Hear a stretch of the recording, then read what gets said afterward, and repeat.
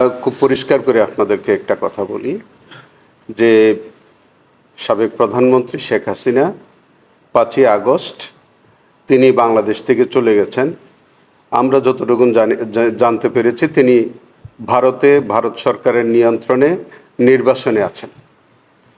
তো কোনো আসামি যদি অন্য কোনো দেশে ওই সরকারের অধীনে নির্বাসনে থাকেন, তাহলে তার পক্ষে ওই নির্বাসন থেকে স্বেচ্ছায় এসে বাংলাদেশে এসে আত্মসমর্পণ করার কোনো স্কোপ নাই।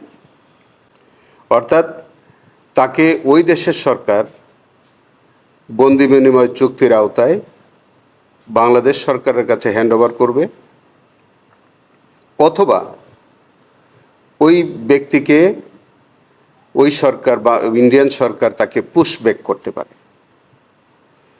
তো যখন যেহেতু আমরা জানি যে শেখ হাসিনা তিনি ভারত সরকারের অধীনে আছেন, নির্বাসনে আছেন, এবং বাংলাদেশ সরকার তাকে পাওয়ার জন্যে চিঠি দিচ্ছেন, ভারত সরকার এখন পর্যন্ত হ্যান্ডওভার করেননি।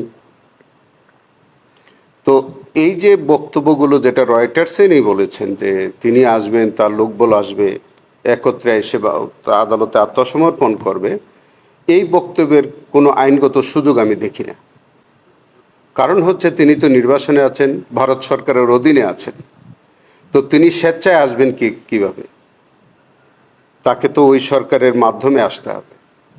আর ওই সরকারের মাধ্যমে আসলেই তো ওই সরকার যদি তাকে হ্যান্ডওভার করতে হয়, তাহলে বাংলাদেশ সরকারের কাছে হ্যান্ডওভার করবে। হ্যান্ডওভার করার সাথে সাথে তিনি জেল হাজতে যাবেন।